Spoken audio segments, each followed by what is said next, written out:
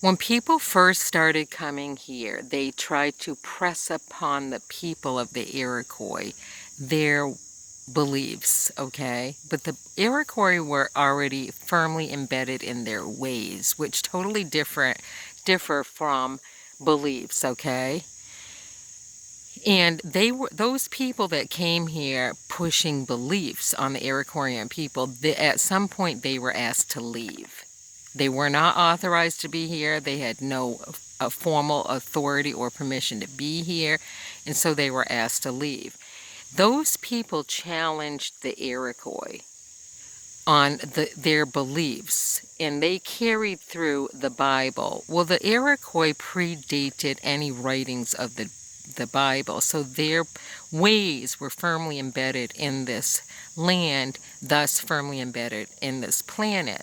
So to challenge them on some biblical referencing that was created long after the presence of the Iroquois, it was like a fruitless endeavor, but these people were relentless and they would not stop, okay, pushing this belief onto these people.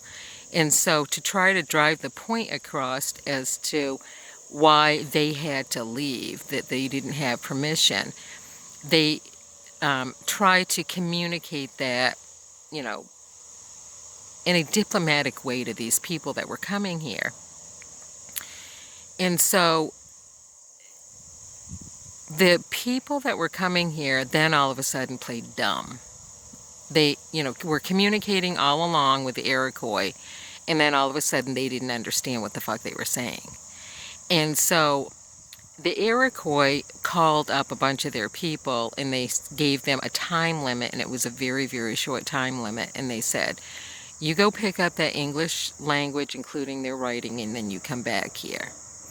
And they did, and it was really a short period of time. Then they had a group of people craft up an unfinished, unpublished version. It's called the Book of I. You're never going to find it, okay? Don't even fucking look for it, because what is created by the Iroquois, later destroyed by the Iroquois, stays with the Iroquois, all right? They created a Book of I for the single purpose of trying to prove to these people that their ways and their beliefs on how things are done totally differs from what they're pushing with their people with this whole biblical referencing stuff on this Bible. Jesus this, Jesus that. In the Book of I and how it relates, just to illustrate to you the total difference of how the Iroquois operated in their long-standing ways versus how you people operate today, which is why I have much internal conflict. Under the Book of I, the senseless kill, okay? If you take 9/11 as an example, roughly 3,000 people died on one single event in a specific area. 3,000 people died. If under the Iroquois that had happened, the first thing they would do is outline the borders in which they would put a ring around the event where people were not allowed to enter that area for a given period of time that they designated at a later time. Then they would gather up as much information, pull out any bodies or whatever to get an accurate count of the number of people that died, and they would lay those people on the outside. They would then ask if for close family members and friends, those people would be totally removed, segregated, and placed in a separate, like, holding pen, not able to make any type of movement. Then based on the information that they had after those steps had been taken, they would send out a group of people to explain what happened and to ask one question. Given the information that we have gathered thus far on this event, and they would never give a final conclusion of why these people died, are you willing to accept these deaths based on the knowledge that we're sharing at this time? If they said yes, and the people that answered the question had to be people that were knowledgeable and had the capacity to understand death.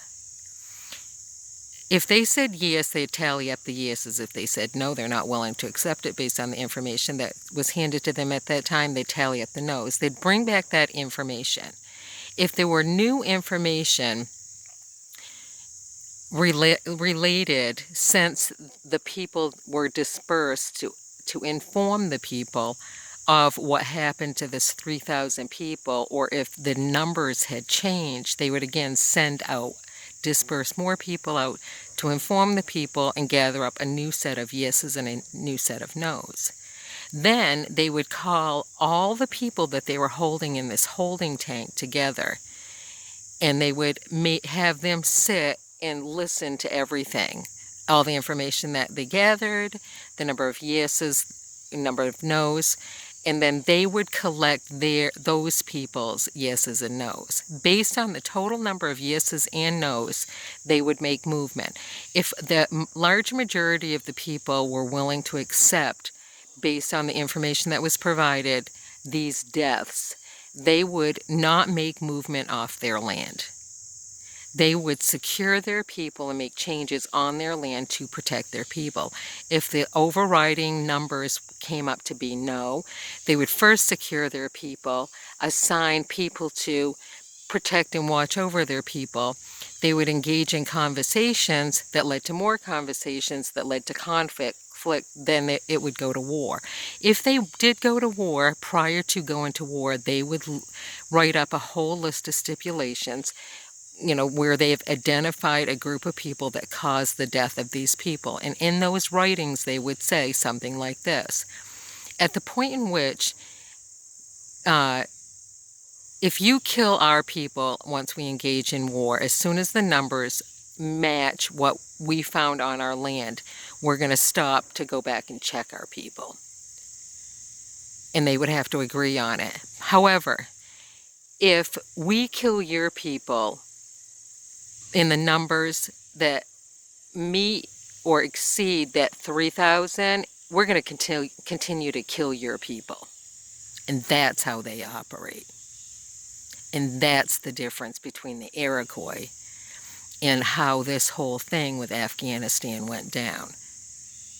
Because the senseless kill without outlining a border around the event that took place, and going back and asking the people that were later going to be held accountable and responsible, meaning the tax-paying people, how they would like to proceed, but you proceeded, I'm talking George W. Bush, on your own agenda without thinking of the people. It's wrong.